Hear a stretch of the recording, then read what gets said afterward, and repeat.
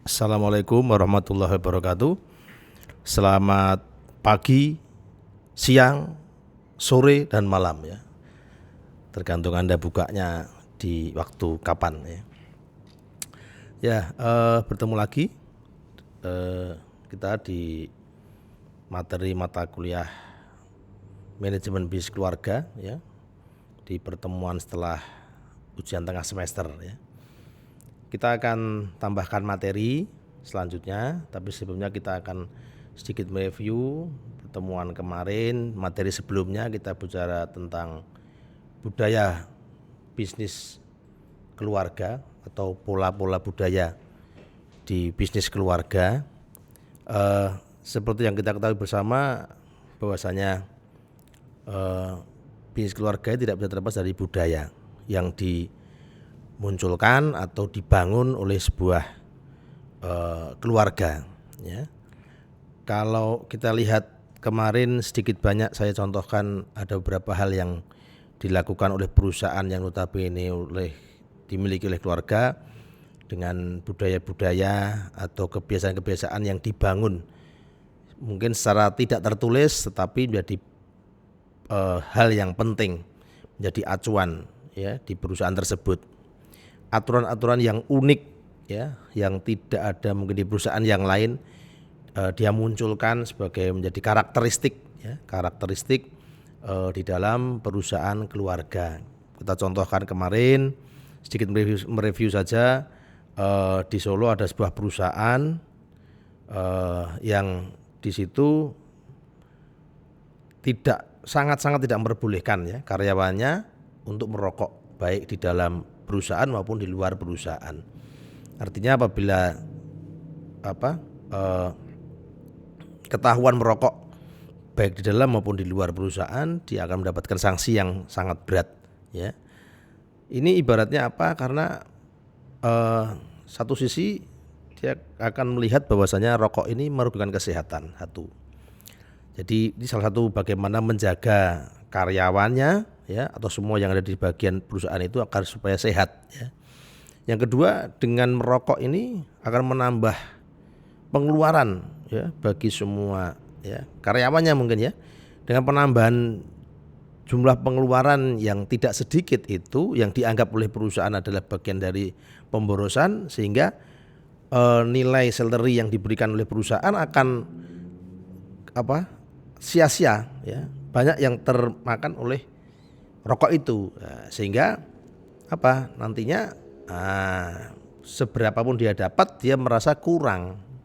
Jadi efek-efek yang muncul dari situ sudah dipertimbangkan, sudah menjadi bahan ya pertimbangan yang sangat luar biasa sehingga muncul aturan seperti itu. Kita contohkan saja ya. Ini yang kedua, mungkin kalau kita lihat kemarin saya sempat sampaikan juga bahwasanya ada sebuah PO ya, perusahaan otomotif, PO bis ya. Itu ada aturan main yang dilakukan oleh perusahaan itu bahwasanya gaji bagi yang sudah berkeluarga itu tidak diterimakan kepada karyawan tersebut, tapi langsung diberikan kepada istrinya. Nah ini contoh keputusan yang unik, tapi ini sesuatu yang baik. Artinya apa? Kalau kita contohkan di situ bahwasanya supaya uang jerih payah suami itu bisa dinikmati oleh istrinya, artinya apa? Dan anaknya, seperti itu. Ini contoh saja. Ini budaya-budaya yang seringkali kita munculkan, dan kemarin juga kita bicara tentang apa saja yang mempengaruhi budaya-budaya tersebut ya. Kita akan lanjutkan satu materi lagi tentang prinsip-prinsip manajemen dalam bisnis keluarga ya. Jadi kalau kita bicara prinsip, ini bicara sesuatu yang sangat penting, yang harus dipegang teguh betul, yang harus menjadi komitmen yang jelas di perusahaan, di semua perusahaan sebetulnya. Tapi untuk perusahaan keluarga, komitmen ini harus betul-betul menjadi hal yang paling diutamakan. Komitmen dan konsistensi ya. Kenapa? Karena ibarat seperti ini, keluarga satu dengan keluarga yang lain itu punya keterikatan dan keterkaitan ya. Yang mengikat apa? Yang mengaitkan apa? Adalah komitmen tadi. Lah komitmen yang kuat itu tadi di antara mereka keluarga itu, ini akan memunculkan sebuah prinsip-prinsip manajemen yang harus dimiliki oleh perusahaan yang notabene dimiliki oleh keluarga, seperti itu. Ini sangat penting lah. Kita lihat di dalam materi, dalam teori dikatakan bahwasanya pertama adalah prinsip kejujuran. Ya. Lewis Smith di tahun 1983 dalam bukunya tulisan Alexander Hill berjudul Just Business, Christian Ethic for the Marketplace, berpendapat bahwa kejujuran dalam bisnis penting untuk 3 alasan. Jadi kenapa bisnis itu harus jujur? Harus jujur, apalagi komitmen jujur ini dari perusahaan keluarga yang dimiliki oleh keluarga. Ada 3 alasan penting kenapa harus jujur itu, yaitu yang pertama, membangun kepercayaan, membangun trust. Kepercayaan di internal maupun eksternal. Internal itu kepercayaan sesama pengelola di bisnis tersebut, apalagi ini keluarga gitu ya. Kalau sampai tidak kepercayaan itu hilang, akan bubarlah semuanya. Yang kedua, kepercayaan itu kepada pihak eksternal, stakeholder yang lain, seperti pemasok, ya, kepercayaan pihak perbankan, kepercayaan pihak konsumen, ya, kepercayaan pihak branding dan lain sebagainya. Ini harus dijaga betul, ya, kepercayaan ini. Nah, sehingga untuk bisa dipercaya, ya, untuk orang lain bisa percaya dengan kita, ya, kita harus mengedepankan kejujuran tersebut. Ya, ibaratnya seperti ini. Ada pepatah Jawa bilang mengatakan seperti ini. Jujur itu artinya apa adanya ya. Ini sedikit melencong tapi ini sangat filosofis sekali, penting untuk dipahami. Wong kudu opo onone. Opo onone, jadi apa adanya. Nek opo onone, kalau apa adanya, apa-apa jadi ada. Ya, apa-apa jadi ada. Jadi kalau apa adanya, apa-apa jadi ada, jadi tersedia. Itu kalau opo onone. Kebalikannya, nek ora opo onone, nah, kalau tidak apa adanya, tidak jujur, pasti ono opo-opo, ada apa-apa. Ada apa-apa di sini, nah, lebih kepada hal yang negatif. Ya, ibaratnya aku ojo rono loh, kamu jangan kesana loh. Nanti kalau ada apa-apa loh, ya kan? Jadi ini bahasa yang filosofis dari pepatah Jawa. Ini sangat penting sekali. Opo onone, opo-opo bakal ono. Apa adanya, apa-apa bakal ada. Tapi nek ora opo onone, tidak apa adanya, rekayasa, menipu, bakal ada apa-apa. Ono opo-opo, ada sesuatu yang negatif yang menjadi nantinya batu sandungan. Seperti itu. Ibarat itu peribahasa di karena kebohongan yang pertama akan menutupi kebohongan-kebohongan berikutnya. Ya kan? Sepandai-pandai tupai melompat, pasti dia akan jatuh juga. Artinya apa? Ini sangat penting sekali kejujuran itu. Kadang jujur itu pahit, jujur itu sakit, tapi itu yang benar gitu loh. Ini yang sekarang hal-hal seperti ini yang perlu kita pahami. Sebetulnya tidak hanya di dalam di perusahaan juga ya, kepada diri kita sendiri kita harus terapkan itu menjadi sebuah prinsip. Jujur, ya, apa adanya, apa-apa bakal ada. Karena Tuhan akan beserta orang-orang yang apa adanya. Makanya kalau kita lihat di pergeseran kehidupan sekarang, kita lihat ya, orang akan jadi melarat gara-gara takut dikatakan melarat. Dia tidak apa adanya, ya, disugih-sugih, contoh seperti itu. Jadi kejujuran ini penting, membangun kepercayaan. Yang kedua, mengembangkan masyarakat. Mengembangkan masyarakat. Kenapa? Nah, dengan jujur itu tadi, masyarakat menaruh kepercayaan kepada kita, kepada perusahaan, baik itu produknya maupun perusahaannya. Karena kepercayaan ini tidak bisa hanya pada produk saja, tapi pada perusahaan juga. Kita contohkan sedikit ya, pada saat Anda memilih, maaf, mau menyebut merek, Avanza dengan Xenia, walaupun keduanya itu terlihat sama, kenapa harga di pasaran lebih tinggi Avanza dibanding Xenia? Bentuknya sama, mesinnya sama, ya. Lebih kepada apa? Brand image dari perusahaan itu, kepercayaan dari konsumen kepada perusahaannya. Yang satu buatan Toyota, yang satu buatan Daihatsu. Khususnya di Indonesia, orang lebih melihat brand image yang lebih bagus adalah Toyota. Mungkin di daerah yang lain lagi mungkin berbeda juga. Khususnya di Pulau Jawa, khususnya di Solo, kita lihat kenyataan seperti itu. Sehingga kepercayaan tidak hanya pada produk, tapi si pembuat produknya juga seperti itu. Ini butuh orang percaya. Ya, ibaratnya ada sebuah roti yang sudah ada anjing yang membawa, ada sebuah roti yang sudah terkelupas, tapi yang membawa ke Anda adalah pacar Anda. Anda yakin, wah pasti ini dari pacar saya, cokotannya pacarnya gitu ya. Tapi yang satu masih utuh, tapi yang bawa ke Anda adalah anjing. Anda pasti, wah rasanya seperti ini. Ini contoh.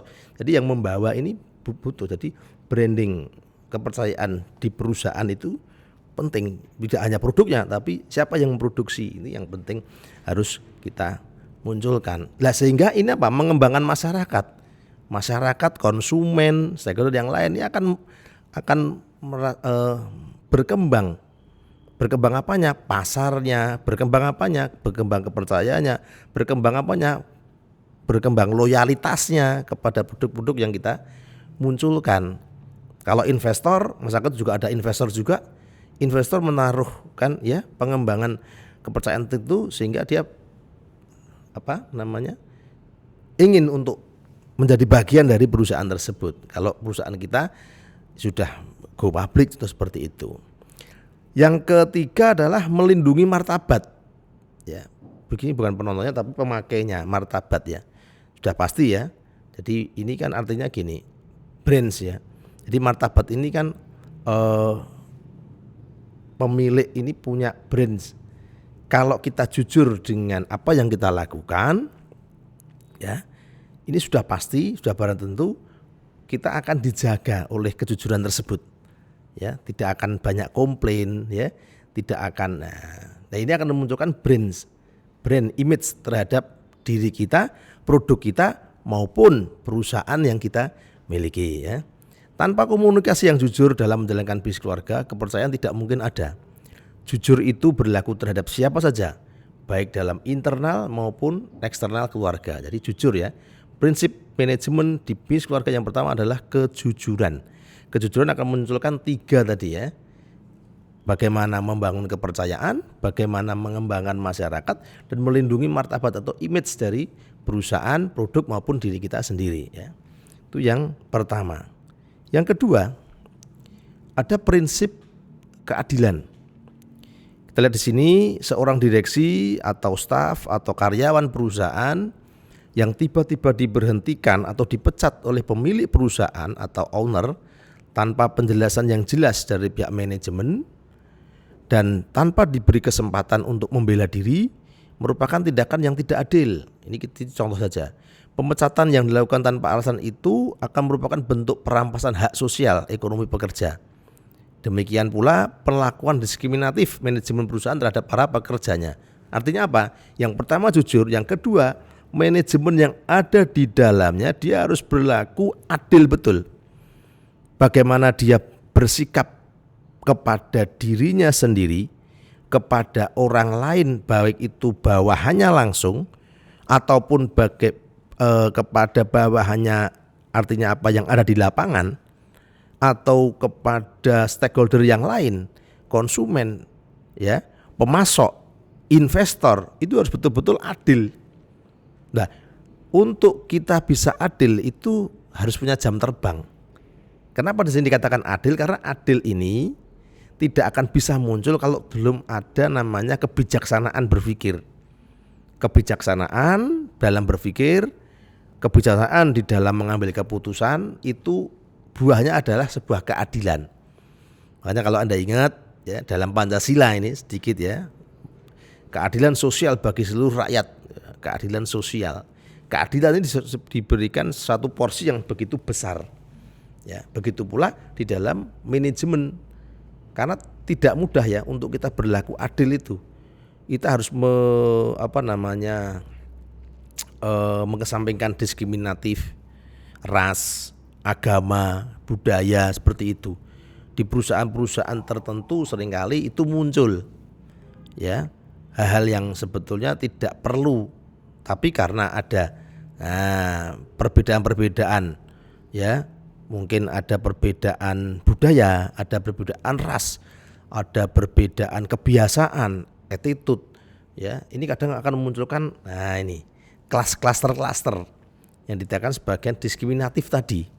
Nah ini penting harus kita pahami, kita luruskan, kita jaga betul bagaimana keputusan-keputusan yang muncul di dalam perusahaan yang notabene dimiliki oleh keluarga ini harus betul-betul keputusan yang adil.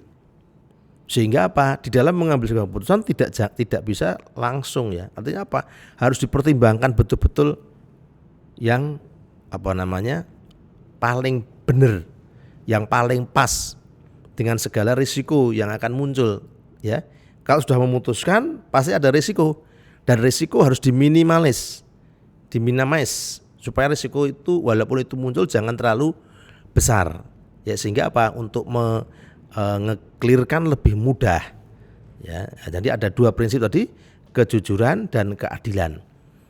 Saya sampaikan tadi di awal, keadilan tidak akan muncul kalau tidak ada kebijaksanaan. Kebijaksanaan tidak akan bisa muncul kalau tidak ada jam terbang, pengalaman ya, pengalaman dengan menemukan masalah-masalah, penyelesaian masalah tersebut. Ini dalam perusahaan bisnis yang dimiliki oleh keluarga sangat-sangat penting.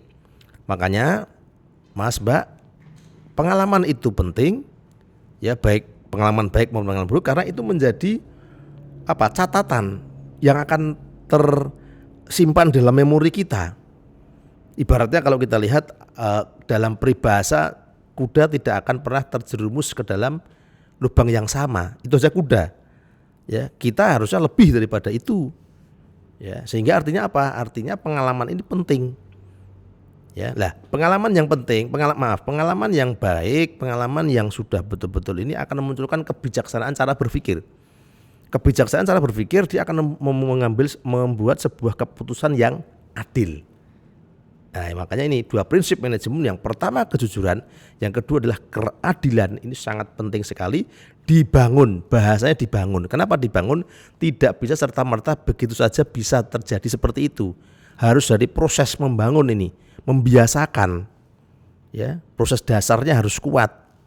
Ya, nah, seperti itu. Ini penting harus kita pahami sebagai hal yang menjadikan prinsip di perusahaan, manajemen di perusahaan, khususnya perusahaan keluarga yang notabene dimiliki oleh keluarga yang seringkali ini banyak permasalahan yang muncul kalau sampai tidak di-create dengan baik, kejujuran dan keadilan. Ya, mungkin ini yang bisa saya sampaikan di materi. Semoga ada manfaatnya. Kurang lebihnya saya mohon maaf. Akhir kalam, wassalamualaikum warahmatullahi wabarakatuh.